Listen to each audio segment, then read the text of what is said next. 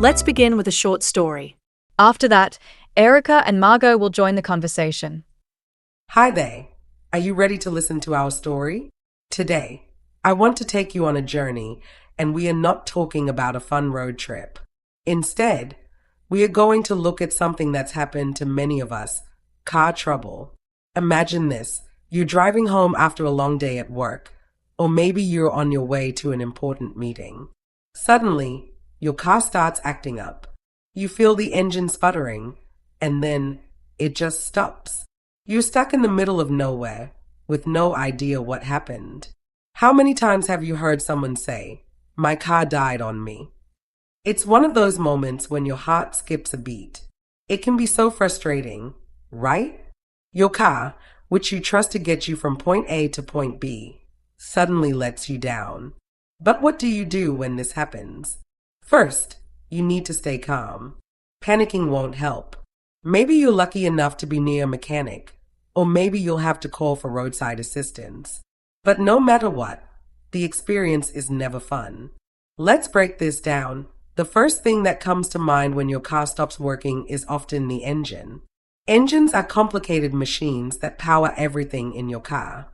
When something goes wrong, it's usually because the engine has a problem.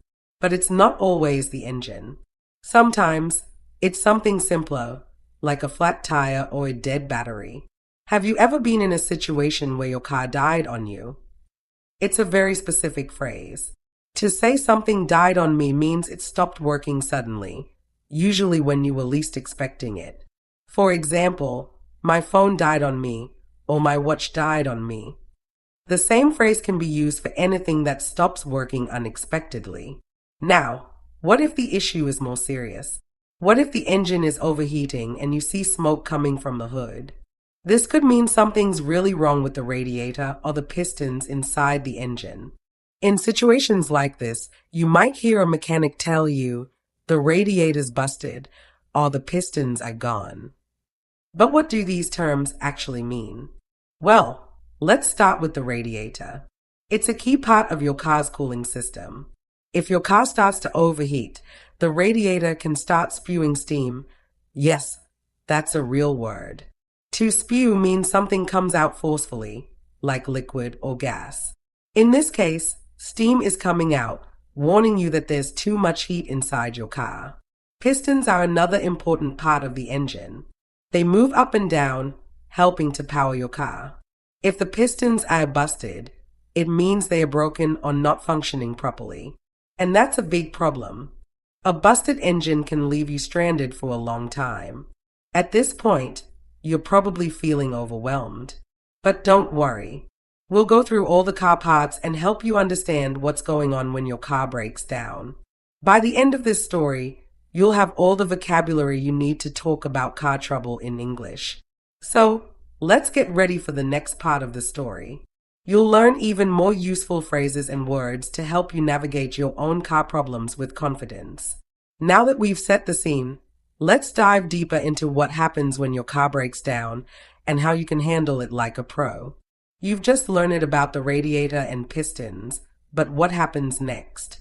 What if your car just won't start and you're stuck in the middle of the road with no idea what to do? The first thing to do is to check for safety. Before you even think about opening the hood, make sure you're in a safe spot. If you're on a busy highway or a narrow road, the first thing you should do is turn on your hazard lights. These flashing lights let other drivers know that something's wrong and that they should be careful when passing by. It's like a warning sign, and it can help prevent accidents. Once you're safe, you might have to take a look under the hood. But how do you even open the hood of your car? It's one of those things that sounds easy, but not everyone knows how to do it right away. You'll often hear the phrase "pop the hood." When you pop the hood, it means to open it quickly and easily. So, you can say something like, "I need to pop the hood and take a look inside." The word pop is casual, and it's much more common than saying "open the hood." Now, when you lift the hood, what do you see? The engine. The engine is the heart of your car. It's what makes everything run. But if you're not a mechanic, this might look like a bunch of wires, tubes, and metal parts that don't make any sense.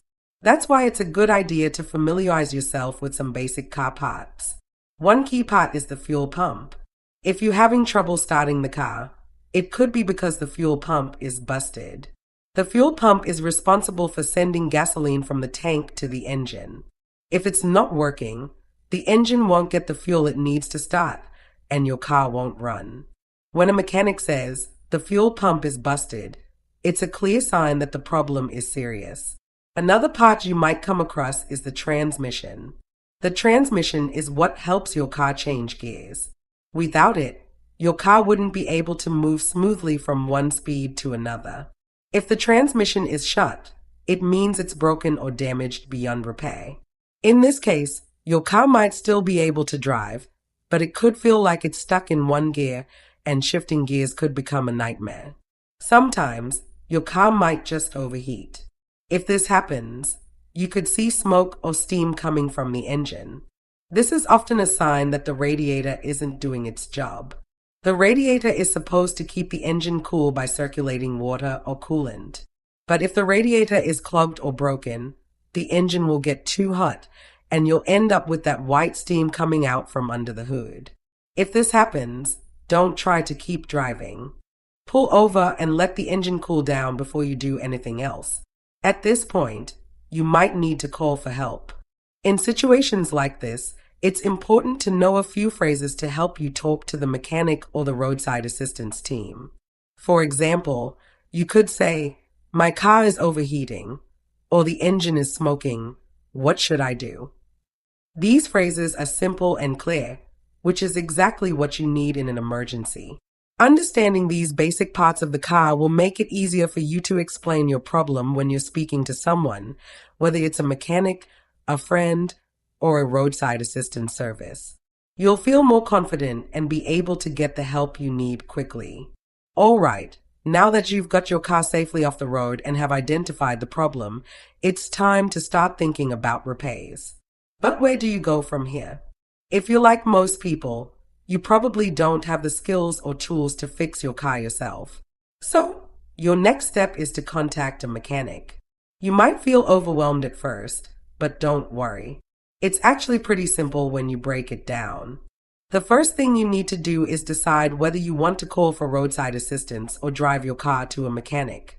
If your car can still move, even a little, you might try to drive it to the nearest shop. But if it's completely broken down, your best bet is to call for a tow truck. Many companies offer towing services that can take your car to the repair shop. When you're talking to the mechanic, you'll need to describe the problem in as much detail as possible.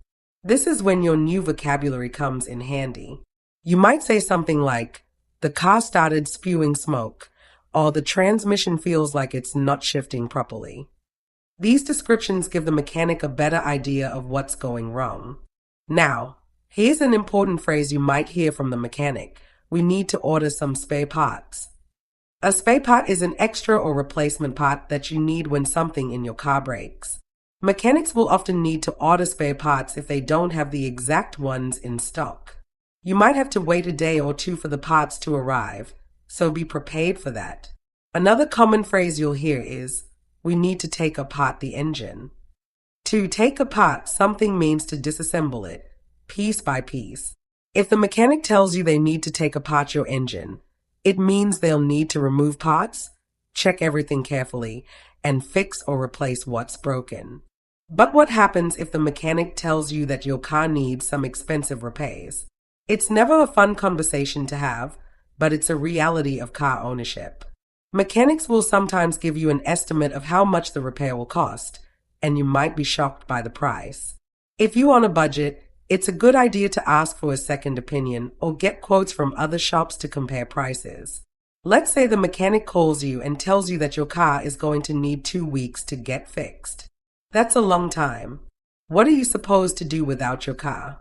If you rely on your car for work, school, or everyday tasks, this can be a big inconvenience.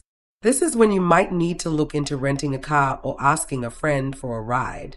In some cases, mechanics or tow companies might offer to loan a car for a small fee, so it's worth asking about that option. At this point, You've probably learned a lot about how car repairs work, and you might have even started to feel more comfortable with the situation. You know the vocabulary you need, and you understand the process of taking your car in for repairs. But the story doesn't end there. What happens when you get your car back? So, after what may feel like a long wait, your car is finally ready to be picked up from the mechanic.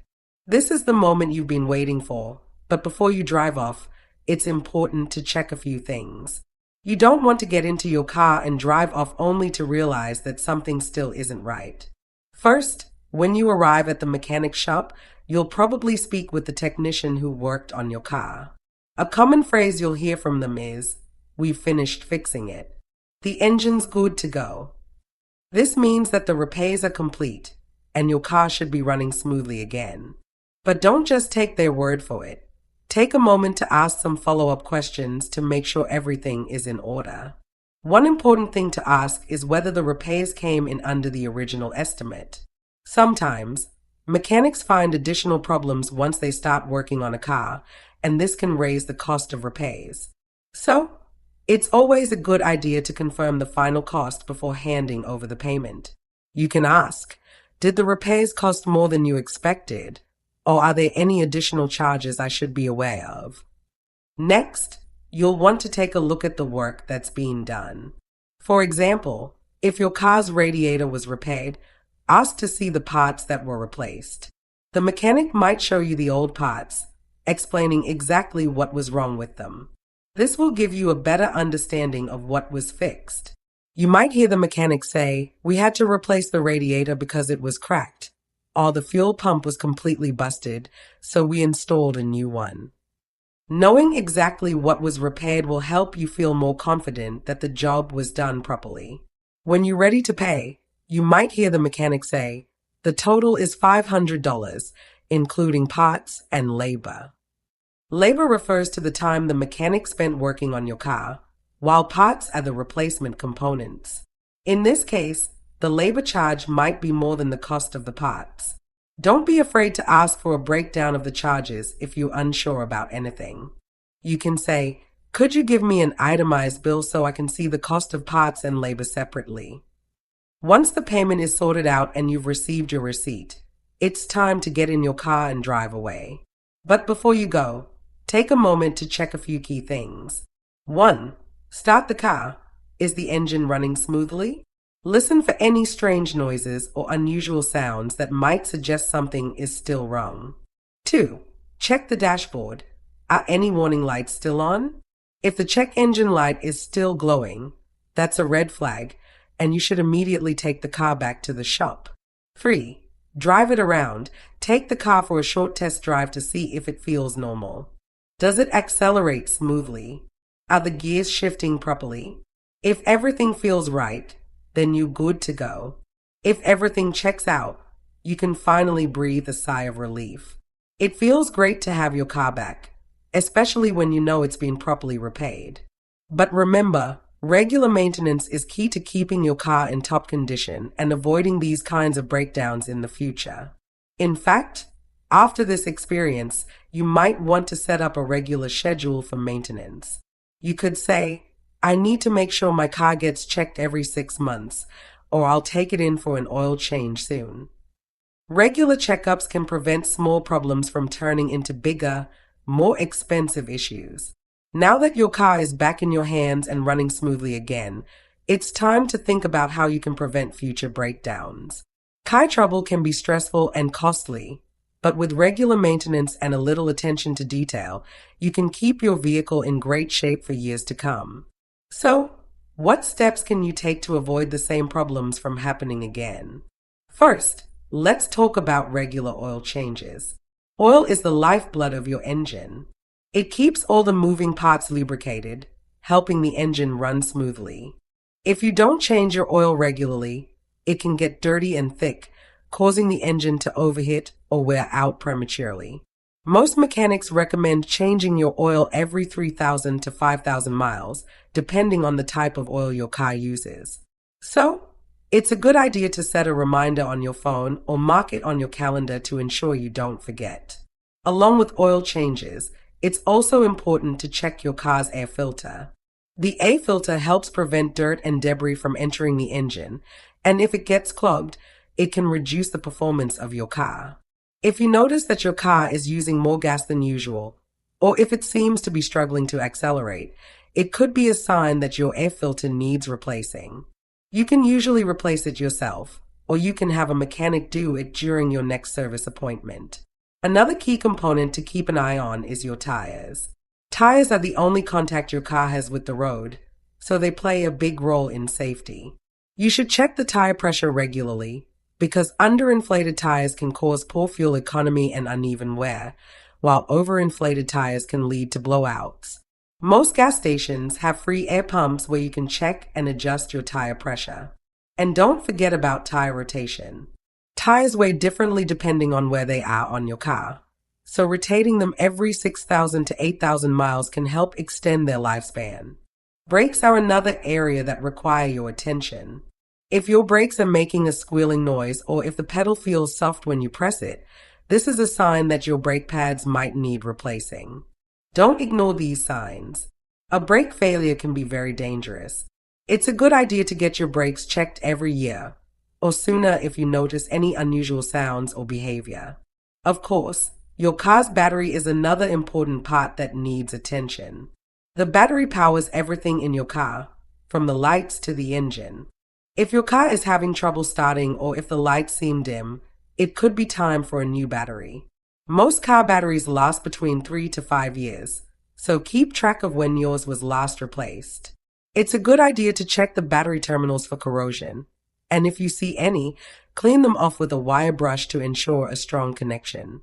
Besides these basic maintenance tasks, there are a few other things you can do to make sure your car stays in top shape. First, try to avoid aggressive driving. Rapid acceleration and sudden braking put a lot of strain on the engine and brakes, and over time, this can lead to costly repairs. Instead, drive smoothly and avoid speeding or sudden stops when possible. Another tip is to avoid long periods of idling. Letting your car run for long periods while parked wastes fuel and can cause unnecessary wear and tear on the engine. If you're waiting for someone or you're stuck in traffic, try to turn off the engine if you expect to be stopped for more than a couple of minutes. Lastly, pay attention to the small details. If you hear a new sound, feel a change in the way your car drives, or notice anything unusual, don't ignore it. It's always better to address small issues before they become major problems.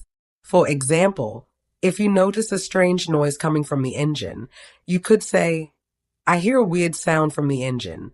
Do you think something's wrong?" A mechanic will appreciate that you're paying attention and they'll be able to catch the issue early. By staying on top of these maintenance tasks and being proactive about taking care of your car, you can prevent a lot of the issues that lead to unexpected breakdowns. Not only will this save you time and money in the long run, but it will also keep you safe on the road. Now that you know how to take care of your car, it's time to talk about how to communicate effectively with mechanics, especially if you don't know much about cars. If you've ever been to a mechanic and felt confused or overwhelmed by all the technical jargon, don't worry, you're not alone. Many people find it difficult to talk about car problems in detail, but with a few key phrases and tips, you'll be able to express your concerns clearly and confidently. The first thing you need to know is how to describe the problem. It's important to be as specific as possible when explaining what's wrong with your car. If you can, try to describe the problem in terms of what you were doing when it happened.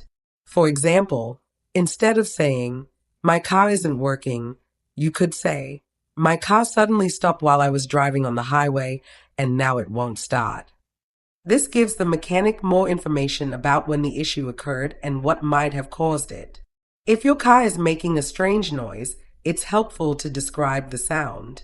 For example, "I hear a grinding noise when I press the brake pedal," or "there's a high-pitched whistling sound coming from the engine." Describing the sound will help the mechanic figure out what part of the car is causing the issue. And don't be afraid to demonstrate the problem. If you can, take the mechanic for a short test drive or show them when the issue happens. Another important phrase to know is, "I think it's the part name." If you've learned a little about cars or had some experience with repairs, you might have an idea of what's wrong. For example, you could say, I think it's the fuel pump, or it might be the radiator. While the mechanic may need to confirm your diagnosis, it's still a good way to start the conversation and show that you're paying attention to the problem. If you're not sure about the problem, you can ask the mechanic to inspect specific parts of the car. For example, you could say, can you check the engine? It feels like it's misfiring. Or could you take a look at the transmission? It's been acting weird. Mechanics appreciate when you give them clear directions, and this can help them find the problem faster. Once the mechanic gives you a diagnosis, it's time to ask for an estimate. An estimate is an approximation of how much the repair will cost. You should always ask for one before the work begins. You can say, how much will it cost to fix the radiator? Or can you give me an estimate for the labor and parts? It's important to get an estimate so you know what to expect financially. Sometimes mechanics will give you a rough estimate over the phone, but it's always a good idea to get a written estimate once they've seen the car. If the mechanic suggests that you need a major repair, it's okay to ask for a second opinion. For example, you could say, that seems like a lot of work. Do you recommend getting a second opinion? Or is there a less expensive way to fix this issue? Asking for a second opinion can help you feel more confident about the repair decision, and it could save you money in the long run. When the repair is complete and you're ready to pick up your car, be sure to ask for a full explanation of the work that was done. You can say, can you explain what was replaced or repaired? Or could you show me the old parts so I can see what was wrong? Understanding exactly what was fixed will give you peace of mind and ensure that you're not being overcharged. Another good practice is to ask about the warranty on the repairs. If the mechanic offers a warranty, they might say, this repair comes with a 1-year warranty, or you have a 90-day warranty on the parts we replaced. A warranty is a promise from the mechanic that they will fix any problems that arise with the repair within a certain period of time. If the mechanic doesn't mention a warranty, it's perfectly fine to ask, is there any warranty on the repair work? By using these phrases and following these tips, you'll be able to communicate effectively with your mechanic, even if you don't know much about cars. Remember, it's your car, and you have the right to ask questions and understand what's going on. Mechanics are there to help you, and the more you learn about how to talk to them, the better your experience will be. Now that you've learned how to communicate with your mechanic and handle car repairs, it's time to focus on maintaining your car's value over time. Whether you're planning to keep your car for many years or you're thinking of selling it eventually, proper maintenance can help ensure that your car runs smoothly and holds its value. The first thing to keep in mind is regular maintenance. As we discussed earlier, oil changes are a crucial part of keeping your engine in good shape. But there's much more you can do to protect your car's value. Routine maintenance includes checking fluid levels, inspecting the brakes, and replacing worn-out tires. When you stay on top of these basic tasks, you're not only extending the life of your car, but also preserving its resale value. Let's start with the exterior of your car. Keeping your car clean is essential. Washing your car regularly helps protect the paint from dirt, grime, and road salt, especially in areas where it snows. Salt can be particularly damaging to the body of your car because it promotes rust. If you live in a region where the winters are harsh, it's important to wash your car at least once a month, even during the colder months. Another way to maintain your car's exterior is by waxing it. Waxing your car adds a layer of protection to the paint, making it more resistant to scratches and stains. It also helps keep the paint looking shiny and new, which can be a big selling point if you decide to sell your car. Typically, you should wax your car every 3 to 6 months, depending on how often you drive and the weather conditions where you live. When it comes to the interior, keeping the upholstery clean is just as important. Whether you have fabric or leather seats, regular cleaning will help preserve the interior and keep it looking fresh. For fabric seats, vacuuming regularly and using upholstery cleaner can help remove dirt and stains. If you have leather seats, you should use a leather cleaner and conditioner to prevent the material from drying out and cracking. Don't forget about your car's tires. Worn-out tires not only decrease your car's performance, but also make it less safe to drive. Checking your tire pressure regularly is key. Tires that are either underinflated or overinflated can wear unevenly and lead to poor gas mileage. If your tires are getting low on tread or have visible damage, it's time to replace them. Having good quality tires also improves your car's handling, especially in wet or slippery conditions. Another important step in maintaining your car's value is to keep up with the records. Keep a log of all the maintenance and repairs done to your car, including oil changes, tire rotations, and brake inspections. This documentation proves that you've taken good care of your car, which can be very appealing to potential buyers if you ever decide to sell. It shows that your car has been well maintained and is in good condition, which can help you get a higher resale price. If you plan to sell your car in the future, you'll want to take steps to improve its curb appeal. Fixing any small cosmetic issues, like scratches or dents, can make a big difference in the price you can ask for. While these repairs might seem minor, they can make the car look much more attractive to potential buyers. You can also consider having the car professionally detailed before listing it for sale to give it a fresh, clean appearance. One final tip is to keep your car's mileage low. Cars with fewer miles tend to have higher resale value, so try to avoid excessive driving if you want to keep your car in good condition for longer. If you're planning on buying a new car, try to sell or trade in your current vehicle before it reaches a very high mileage. Maintaining your car's value isn't just about fixing problems as they arise. It's about being proactive and taking care of the little things that keep your car running well and looking great. By staying on top of maintenance, keeping your car clean, and documenting all repairs, you'll be setting yourself up for success, whether you plan to keep your car for a long time or sell it down the road. Now that you know how to maintain your car's value and keep it running smoothly, it's time to discuss a very important decision every car owner faces, knowing when to repair a part and when it's better to replace it. This can be tricky because repairs can sometimes be more affordable in the short term, but replacing parts may save you more money in the long run. One of the most common areas where people face this decision is with the car's engine. Engines are complex, and if something goes wrong, it's easy to feel overwhelmed. The first thing to consider is the age of your car. If your car is relatively new and still has a lot of miles left on it, repairing the engine might be the best choice.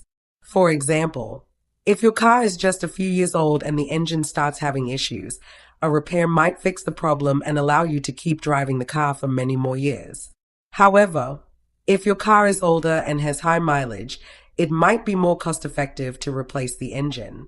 Replacing an engine can be expensive, but if the rest of your car is still in good condition, it could be worth the investment. On the other hand, if your car is already showing signs of wear in other areas, like the transmission or suspension, replacing the engine may not be a smart choice. At this point, it may be better to start thinking about getting a new car altogether. Let's talk about another common issue, the transmission. The transmission is the part of your car that helps you shift gears, and it plays a huge role in how your car drives. If your transmission is acting up, you'll often feel the difference when you try to accelerate or shift gears. If the problem is minor, such as a leak or a fluid change, repairing it can be the way to go.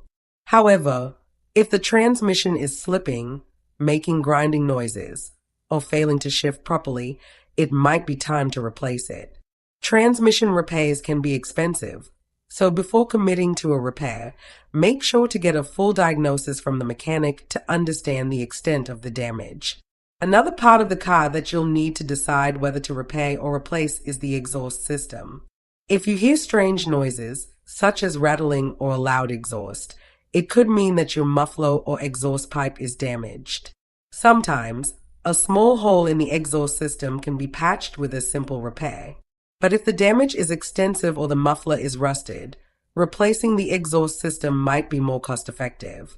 Not only will a new exhaust system reduce noise and improve fuel efficiency, but it will also prevent further damage to your car's engine.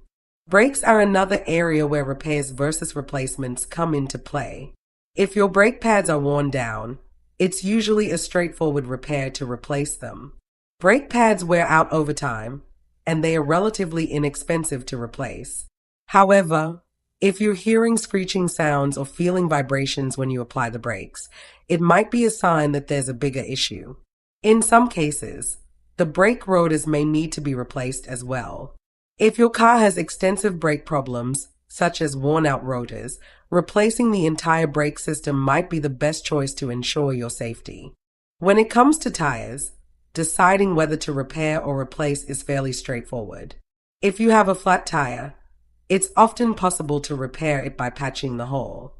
However, if the tire has significant damage or the tread is worn down, replacing the tire is the safest option. Driving on tires with low tread or damage can be dangerous, especially in wet or icy conditions. When replacing tires, it's also important to replace them in pairs or all four at once to maintain balance and improve safety. Another common repair versus replace decision is the battery. Car batteries typically last 3 to 5 years, depending on the climate and how often you drive. If your car is having trouble starting or you notice dim lights, it could be time to replace the battery. However, before rushing to replace it, make sure to check the terminals for corrosion, as this is an easy fix that can restore battery performance. The key to making the right decision about repairing or replacing parts is to assess the situation carefully.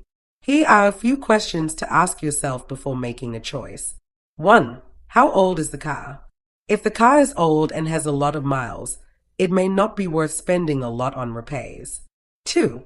Is the rest of the car in good condition? If the engine or transmission is failing, but the rest of the car is still in great shape, it might be worth fixing. But if other parts are also worn down, replacement might be a better option. 3. How much will the repair or replacement cost? Sometimes, repairs are more affordable, but if they keep adding up, it might make more sense to replace the part or even the car itself. 4. What's the long-term outlook? Will repairing the car solve the problem for good, or will you face the same issues again soon? If you think the problem will come back, replacing the part might be the better investment. Congratulations! You've made it to the final part of this journey through car troubles and repairs. Now that you've learned about maintaining your car, communicating with mechanics, and deciding when to repair or replace parts, it's time to talk about how to ensure that your car continues to run smoothly for the long term. Taking care of your car after a major repair is just as important as the repairs themselves.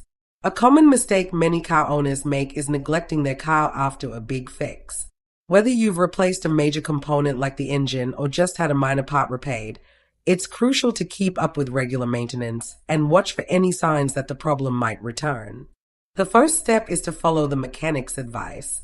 When you pick up your car, ask the mechanic if there's anything special you should do or avoid for the next few days or weeks. For example, if your car had a new engine installed, they might advise you to take it easy for the first 500 miles to allow the engine to break in properly. Sometimes, mechanics will tell you to avoid driving on highways or carrying heavy loads until the new parts settle in. Always follow these guidelines to help extend the life of your repair. Next, take your car for a few test drives in different conditions. If you've just had major repairs done, it's a good idea to see how the car performs in various situations. Drive it on the highway, on local roads, and in stop-and-go traffic. Pay attention to how the car behaves, and if you notice anything unusual, take it back to the mechanic as soon as possible. It's better to catch small issues early before they turn into big problems again. You should also monitor the car's performance over the next few weeks. Pay attention to any changes in the way the car drives, whether it's the way it accelerates, brakes, or handles. If something doesn't feel right, don't ignore it. For instance, if the car feels sluggish or the brakes seem less responsive, it might be a sign that the repair wasn't done correctly or that there's another issue that needs addressing. After a major repair, keep a close eye on your car's fluids, especially oil and coolant. If you notice any leaking or low fluid levels, it's important to have it checked right away. Leaks can often indicate a problem with the repair or a part that wasn't properly installed. Catching these issues early can prevent more serious damage down the road. Regularly check for warning lights on your dashboard as well. If the check engine light comes on or if you notice any other unusual alerts, take your car to a mechanic immediately. Don't wait until the issue gets worse. Often, warning lights are your car's way of telling you that something isn't quite right. Ignoring them could lead to expensive repairs later on. As you continue to care for your car, don't forget to maintain a good relationship with your mechanic. A trustworthy mechanic can be a valuable resource for advice and preventive care. Make sure you keep records of all repairs and maintenance so that your mechanic can track your car's history. This information will be helpful in future repairs, and it will also increase the resale value of your car. In addition to regular maintenance, be proactive about scheduling annual checkups. Even if your car is running perfectly, an annual checkup can catch small issues before they become big problems. It's also a good idea to rotate your tires, replace the air filter, and inspect the brake pads and battery once a year to keep everything in top shape. Lastly, always keep an eye on your car's warranty if it has one. Many repairs come with a warranty that covers parts and labor for a certain period of time. If something goes wrong with a recently replaced part, you may be able to have it fixed for free or at a reduced cost. Be sure to keep all your repair receipts and warranty information in case you need it. By staying proactive and paying attention to the little details, you can ensure that your car stays in great condition long after a major repair. Taking care of your car is a long-term commitment, but with the right knowledge and regular maintenance, you can enjoy a reliable and smooth driving vehicle for years to come. Thank you for being a part of the English Podcast Zone today. I hope you've learned some useful vocabulary, phrases, and tips to help you with car trouble and maintenance in English. Keep driving safely, and I'll see you in the next episode. Hello, English learners. Welcome back to English Pod. My name is Marco. And my name is Catherine, and today we're talking about being on the road. Yeah, we're going to be on the road, but we're going to encounter a little bit of car problems. My favorite kind. Yeah, I think it's happened to everyone. You're on the road, or maybe you're coming back from work, you get a flat tire, or something happens to your car, right? And it's always when you're in a rush. And most of the time it's raining. Yeah, or snowing. So all of the circumstances definitely, well, they don't help, let's just say. All right, so before we listen to this dialogue, let's take a look at some of the words in today's vocabulary preview. Vocabulary preview. All right, so we're going to take a look at two words. They're kind of strange, I don't know, kind of difficult to understand, so that's why we're going to explain them. The first one is spew, to spew. It's a verb, okay? To spew, well, what can spew? A volcano can spew. Exactly. An engine can spew. A person can spew. Yeah, that's not very nice. No. So basically, it's to like expel or to shoot out from your mouth or something liquid. So in the case of a person, right? So if a person spews, it means a person throws up, but it's usually very forceful. All right, it's very messy. A volcano can spew lava. Exactly. So a volcano is spewing lava. Now, for the next word that we have, it's an informal way of saying that something is broken. We could say it's busted. It's busted. My DVD player is busted. Man, my phone is busted. So it's an informal way, very popular, very common, I would say, to describe that something is not working. I don't think many people actually say, well, it's broken or it's damaged. Yeah, they're pretty much mixed, I think. But you will definitely hear busted if you're talking to native English speakers. Or even, like, for example, your arm. Oh, he's got a busted arm. Exactly. So busted. All right, so let's listen to our dialogue for the first time. Let's see what's going on with this car trouble, and then we'll come back and explain something.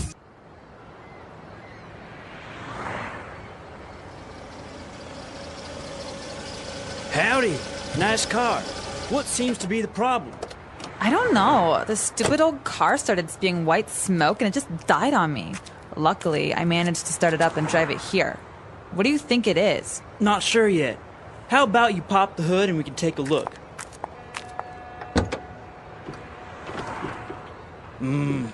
Doesn't look good. What do you mean?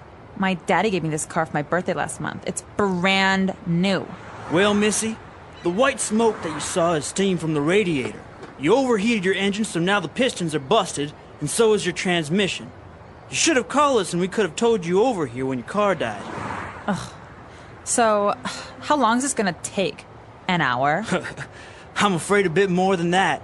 We need to order the spare parts, take apart your electrical system, fuel pump, and engine, and then put it back together again. You were going to have to leave it here for at least 2 weeks. What? How am I supposed to go to school or go shopping? This is not happening.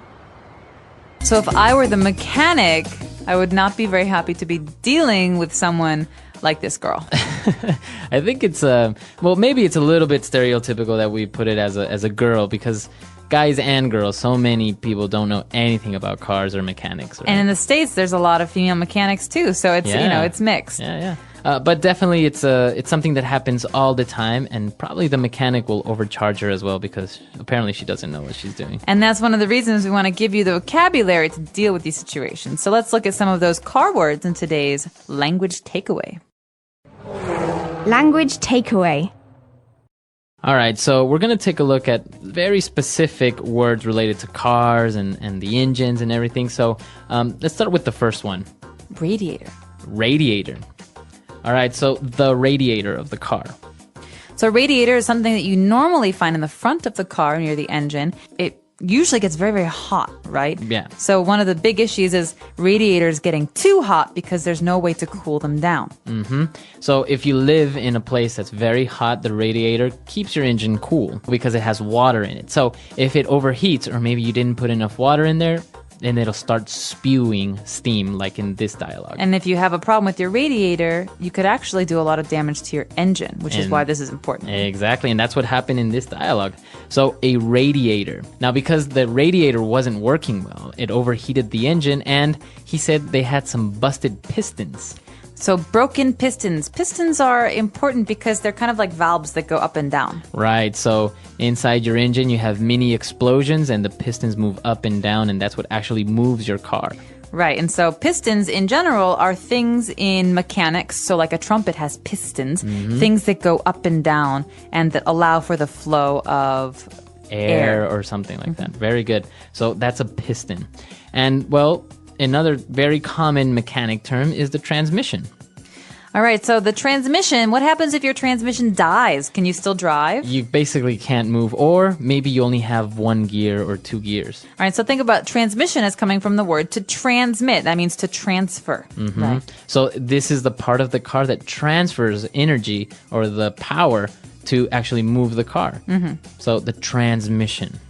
And we've got the mechanic who says, well, we've got to order you some spare parts. So first, let's look at the word spare. What's another word for spare? Additional, maybe Extra? Extra.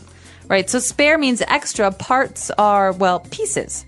So he's talking about ordering a new transmission, new pistons, things to replace the broken things. Spare parts. So this is where you go to the mechanic to get some spare parts and get them installed. You probably don't have many spare parts at home, right? You got a transmission lying around. Well, yeah, so spare parts. And the last word that we're going to take a look at is a fuel pump. Okay, so a pump is you could have a bike pump, A water pump. water pump. So these are some things that we use very, very often. But a fuel pump is something that allows gasoline, to get into your engine. So it's basically a device that pushes gasoline into the engine so you can start. And that's the same thing with the water pump. It's a device that pushes water. Or an air pump is something that pushes air into your tires on your bicycle. Exactly. So a fuel pump, water pump, etc. Wow, I feel like we know a lot about cars. Yeah, apparently we do, see? All right, so now that we've taken a look at all of these great words, let's move on to a couple of phrases in Fluency Builder. Fluency builder. All right, these are phrases that you hear sometimes when you're talking about electronics, but in today's lesson, we're also talking about specific car phrases, so you're going to hear these all the time at the mechanics. Right, and the first one is, the car suddenly died on me. All right, to die on. So we keep these two words together, die on. Oh, man, so while you were driving, your car died. It stopped moving. So that means that it doesn't work anymore. And it's not only for cars, right? You can say my MP3 player died on me today. Exactly. And what it means is it's not like you left it and you forgot about it and you tried it again and it didn't work. It means while you're using it, it dies. Exactly. It doesn't work. So I think this phrase is a good one to give some other examples. So let's listen. Example 1. My CD player died on me, and I had to listen to the radio. Example 2. Get that medicine over here fast or this guy's gonna die on me. Example 3. I forgot to charge my mobile phone. It's gonna die on me soon. And so this next one is a phrase you hear. The first thing you hear maybe when you tell someone you have a car problem. Right, you tell them to pop the hood. Or let's pop the hood. So this means let's open the front part of the car, the hood, to look at the engine, transmission, all those parts. Exactly. So you can say open the hood, but the most common one is pop the hood. So the reason is because there's a little spring and you Yeah. have to pull inside the car and it goes pop, Yeah. and there's a little jump. Yeah, the hood exactly. jumps. So it's literally popping. Right. Or you can also say the trunk, right? The back part of the car. Hey, can you pop the trunk for me? I've got to put some stuff inside. Exactly. So pop the hood, pop the trunk. And next we've got this girl actually who's talking about her car because she just got this car. So it's another way to say it's a new car. It's brand new. Is that more new than new? It's like newer than new. All right, so brand, you think about brands like Ford or Gucci. These are brands, but brand new means she maybe got it like today. So it's brand new. It's very, very new. Did you see my brand new watch? Wow, it is nice. Where'd you get it? All right, so brand new. And well, the last phrase that we have for you today is to take apart something. All right, so this is very popular with young children. Like they like to take things apart so they can find out how they work. But to take apart means to take all the pieces and to pull them out. Yeah, I used to do that a lot when I was a kid. I used to take apart any electronic device to kind of see how it works, and then I would try to put it back together again. And That's why you're so smart. well, it never really worked. It worked half the time. So the problem is always putting them back together again, right? Exactly. So you can take it apart, but then you put it back together, and there's always a screw missing, or a screw that's extra, or 2 or 3 parts. It's very Not weird. a good sign. All right, so we've taken a look at a lot of great words and phrases, so let's listen to this dialogue for the last time.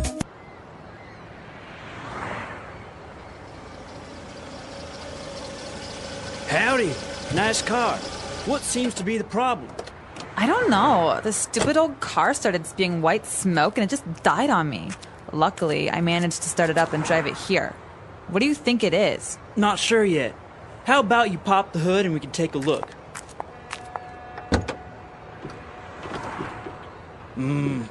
Doesn't look good. What do you mean? My daddy gave me this car for my birthday last month. It's brand new. Well, Missy, the white smoke that you saw is steam from the radiator. You overheated your engine, so now the pistons are busted, and so is your transmission. You should have called us and we could have towed you over here when your car died. So, how long is this gonna take? An hour? I'm afraid a bit more than that. We need to order the spare parts, take apart your electrical system, fuel pump, and engine, and then put it back together again. You were gonna have to leave it here for at least 2 weeks. What? How am I supposed to go to school or go shopping? This is not happening. All right, so car trouble. Have you ever had like any very serious car trouble, or like something weird happen to your car? Actually, the week before I decided to leave Chicago, I had this 1991 Honda Civic hatchback, so only 2 doors. Nice. And I was driving home from work. I was on the highway, had the radio on, the windows open, and then doo doo doo doo, boom. It died. It died in the middle of the highway during rush hour, right? So that's when there's Wow. tons of cars, and I didn't know what to do. So I'm calling people, and then all of a sudden I see someone tapping on my window, and there's cars everywhere, and it's this guy, and he's like, "Listen, do you need a hand?" I said, "Yes." So I put the car in neutral, so that there's no brake, and he pushed it to Wow. a side road and gave me a ride home. No way. He was the coolest guy. He was so nice. And he was just there with his truck. He's a gardener and just gave me a ride home. It was super, super cool. Wow. And so it turns out my engine died. No, the engine was new. It was the transmission. It was shot. It was totally broken. Wow. But I was very lucky to have such a kind person. Yeah, that's a good story, because usually people are too afraid or maybe a little bit reluctant to stop and see if you're okay or if you need a ride or something, because, you can't really trust people these days. So, but it's good. Once I saw somebody on the side of the road. It had a flat tire. It was two girls, and they didn't know what to do. So I was like passing by. It was actually raining, and I was like, "Hey, do you guys need a hand?" And they're like, "Yeah, please, man. We can't locate my dad or whatever." So I was like, changing the tire. It's not a big deal, right? And then they're like, "Oh, I think," and they wanted to tip me. They wanted to give me some money. They're like, "Oh, please take this. You're so kind. Your time, and you're all wet." And I'm like, "No, don't worry about it." No, it's just a nice thing to do. Yeah. If you know anything about cars, I mean, Yeah. or if you can offer someone a lift. I know it's not terribly safe to ride with strangers, but this guy totally helped me out. So Nice. All right. Well, maybe you guys have some cool or maybe some interesting stories of what's happened with your cars, or maybe you've helped somebody out. So come to our website at englishpod.com and let us know. And of course, if you have any questions about the vocabulary or phrases that you heard today, please ask away. Don't hesitate. And well, again, we hope to see you on the website. All right. We'll see you guys there. Bye. Bye.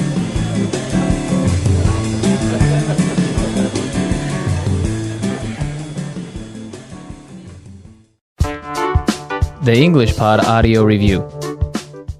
Listen to the meaning, then say the vocabulary word. To flow out of something in a fast and forceful way. Spew. The metal casing enclosing a set of gears in a motor vehicle.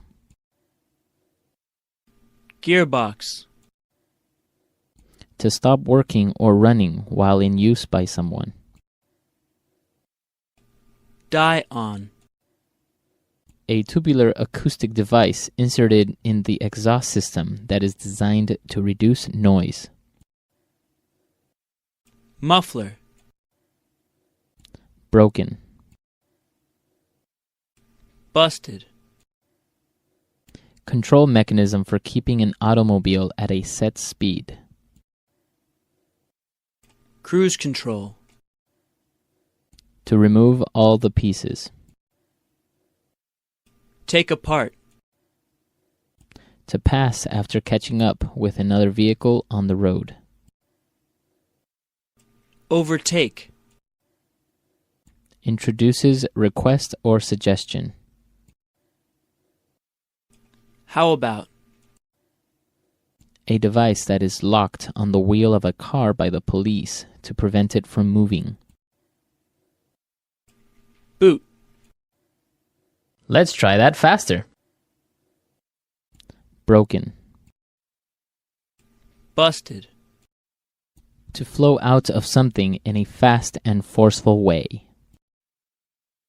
Spew. To remove all the pieces. Take apart. Introduces request or suggestion. How about? To pass after catching up with another vehicle on the road. Overtake. To stop working or running while in use by someone. Die on. Control mechanism for keeping an automobile at a set speed. Cruise control. A tubular acoustic device inserted in the exhaust system that is designed to reduce noise. Muffler. The metal casing enclosing a set of gears in a motor vehicle. Gearbox. A device that is locked on the wheel of a car by the police to prevent it from moving. Boot. Now say the word and hear it in a sentence. Spew.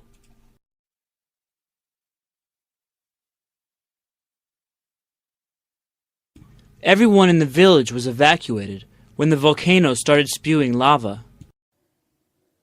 Spew.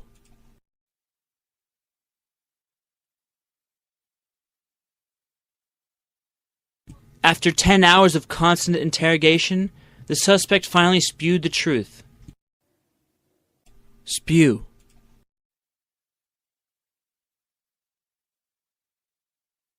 Frank had too much to drink and spewed all over the car.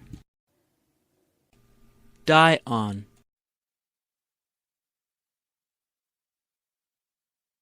My CD player died on me, and I had to listen to the radio. Die on.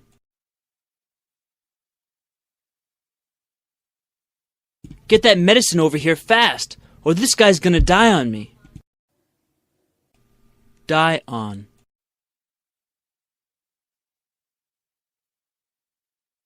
I forgot to charge my mobile phone. It's gonna die on me soon. How about? How about we go see a movie tonight?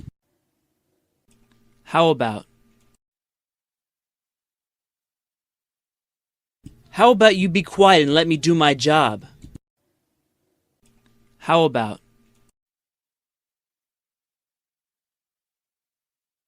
How about we get married in Cancun instead of Greece? Busted.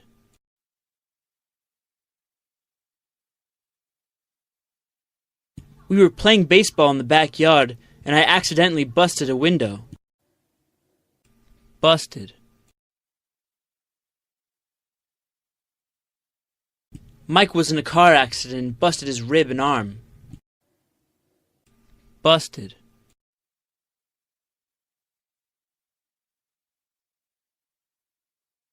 The cat knocked over my mom's favorite vase, and it busted into 1,000,000 pieces. Take apart.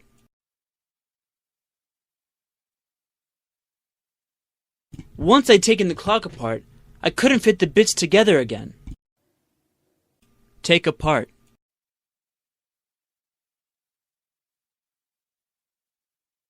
When I was a kid, I loved taking apart my toys to see how they work. Take apart.